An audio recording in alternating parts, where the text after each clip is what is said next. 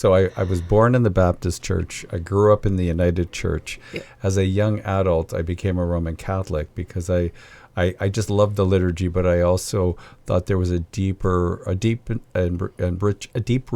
is maybe the best way to put it in terms of spirituality, not just liturgy, but spirituality and a real seriousness of connecting with God. And I really appreciated that. Turned out that by becoming a Roman Catholic, it made it a lot easier for me to marry Sue Ann, which was going to happen after that. So, but I do think that we're seeing Christians today in certain denominations and in certain places where they are losing connection with God and connection with Jesus, at least, in terms of how they are behaving, what they are saying, what they are advocating for.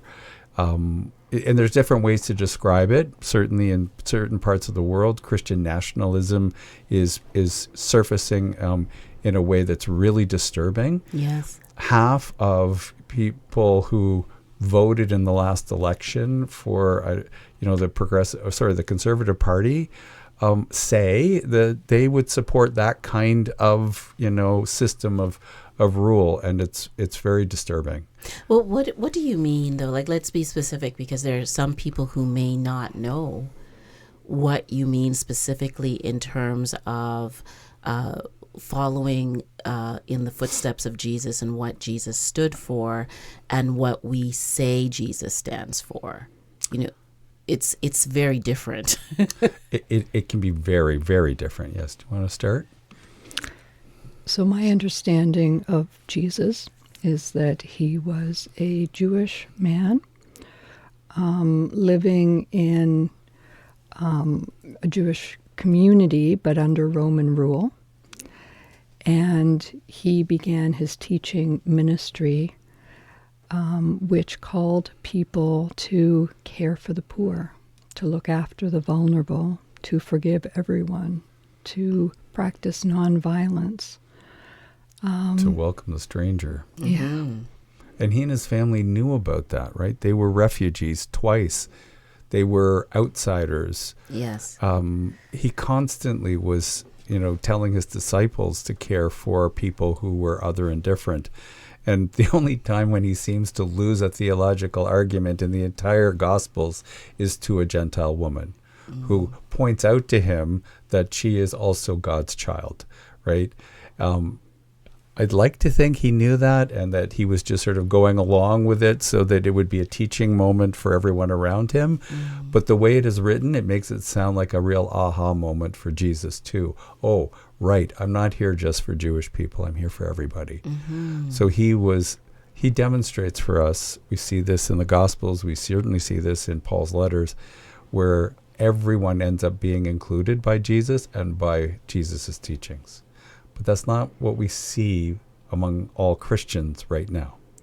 But isn't it also that it's not just what was written about what he did and his process of finding a deeper meaning in his life and a deeper relationship with God, his Father.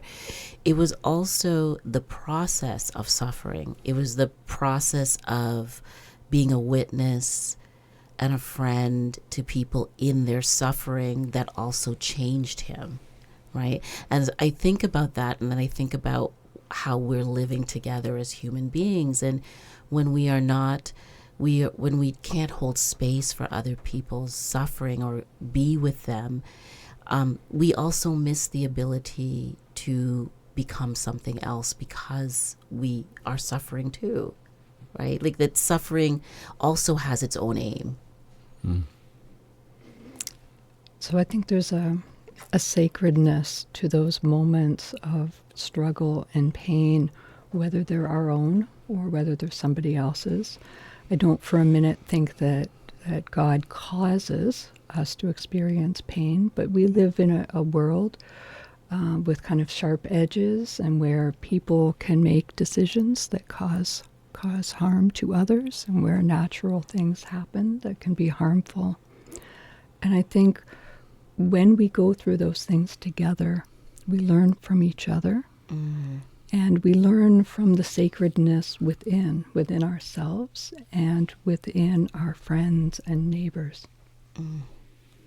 Especially when we allow that to happen. And I think that happens a lot, all the time, actually, in very healthy faith communities. Sue-Ann was mentioning that her mother recently died, and the two of us have been surrounded by people with love, right? Not to say that people that we would work with that wouldn't, that weren't in a church, when we were not priests, wouldn't have, reached out to us, Yes. but not in the same way. No. I'm not that I'm trying to be critical of the people I work with, because I work with some very nice people, but none of them showed up at my doorstep dropping food off. None of them were doing things specifically to try to make our lives easier every day because someone in our family close to us has died, right? There's a sense of we are to support each other, and that is a key teaching of Jesus, to be in community, to love each other, to care for each other. The one main difference of Jesus' teaching, which was kind of unique, well, maybe very unique, was to also care for the stranger, even somebody you've never met before. I mean, he went as far as to say, love your enemies. So I think that for us in our lives, is something that we see all the time as priests, and I'm not sure everybody else realizes it until something happens to them, and then people rally around them in a way that is simply about love.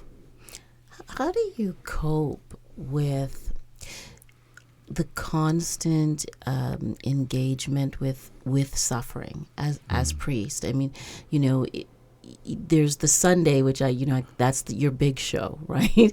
But during the week, anything can happen. You can be called to the bedside to be with someone towards the end of their life, or sit with a couple that is struggling in their relationship or with their child, or watch somebody who's going through, or try to give them compassion and support while they're going through a very serious illness. How does the Bible or the teachings of Jesus support you in doing this as priest? What's at the heart of that for me is prayer, and drawing close to the comfort that the Holy One offers through prayer. One of my favorite forms of prayer is meditation, silent meditation, where I repeat a mantra, and when thoughts come, when feelings come, I let them go. And it's that process of letting go that I think allows me to not hang on to all of the angst and let it, overwhelm me. I'm able to let it go. I'm able to give it to God, and that strengthens me to be able to journey with others. And I also think it's that sense of community. Jesus called us into community. One of the things that Jesus did was he taught his disciples that they were to come together over a meal, because we all love food, and remember him, remember his teachings. Yes. And it wasn't about you have to believe certain things. His teachings were about what were the things that were blessed, and about actions that he undertook. He called people to come and see, to follow him, not to worship him, but to follow him. And so I think that That's such an interesting distinction. To come, not to worship, but to come and see. So you become the witness. yes. That's a perfect way to describe it, and Jesus actually uses terminology like that, really, especially for his disciples, his apostles initially, because he didn't understand anything yet. I'm not sure how much he even understood when he died, but they certainly didn't understand much when they started. And so it simply was just come and watch, come and be present, come, in his words, come and witness. I would add to what Sue-Ann said, though, I think we do feel a heaviness at times. We grieve with the people that we serve. And I will only challenge one thing to what you said, which you're talking about Sunday. When you've been with the community long enough and you have walked grief journeys with enough of those people, you're at the front and you're looking out at them, you can see them and you know the pain they're going through, sometimes more than anyone else in the room. And you feel that. I look out and I say, oh yeah, that person, yes, his wife died 3 months ago. Yes, her husband died. Or, that person, they lost their job, and I know that. And I can feel that. But as Sue-Ann said, if our faith is strong, not want to say strong enough, but healthy enough in that moment, we just lean on God. We lean on Jesus to help us in that time, and that is a teaching of Jesus's, right? Even he calls out to God, when he's before he dies, to say, are you sure I have to suffer through this? Because I know the suffering is going to be terrible, but so even he understood. I think that's the reason why God came into the world that way, was to demonstrate that to us, but also to experience it, which helps God to understand what we go through. Yes. God created us, but God's never lived with us until that time. So, and that I guess also that there is something that happens to us when we are in the grip of suffering that you can't run from or hide from, but you can get through. And that getting through it also produces a kind of healing in itself. Mm-hmm. Certainly suffering causes us to change. I think for some people it can cause them to become bitter. But for many people it causes them to become better.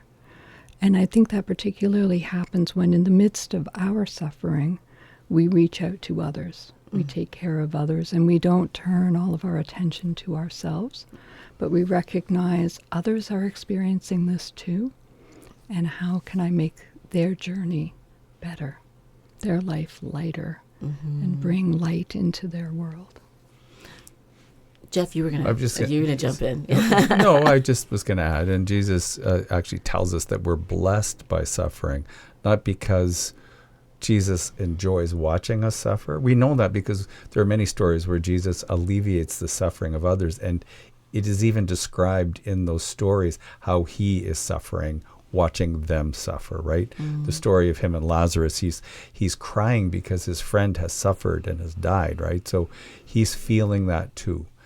But I think he says we're blessed because at least a few things. One, we could have been, created in a way where we would never suffer, but instead God creates us where we have great joy and we can have suffering, right? So and then it's a much richer experience for us because we are enjoying life and how wonderful it is.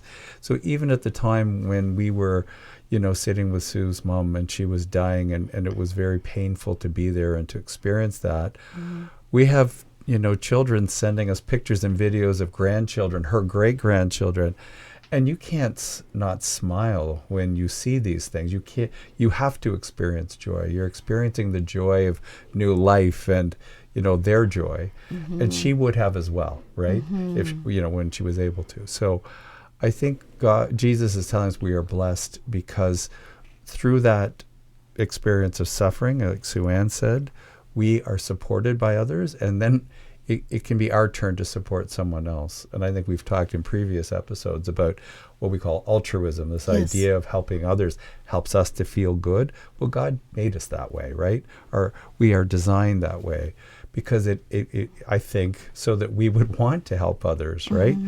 We feel good about it. It makes us feel, like we have value, that, other people can appreciate us. And then we also feel great joy when others look after us or care for us too, right? So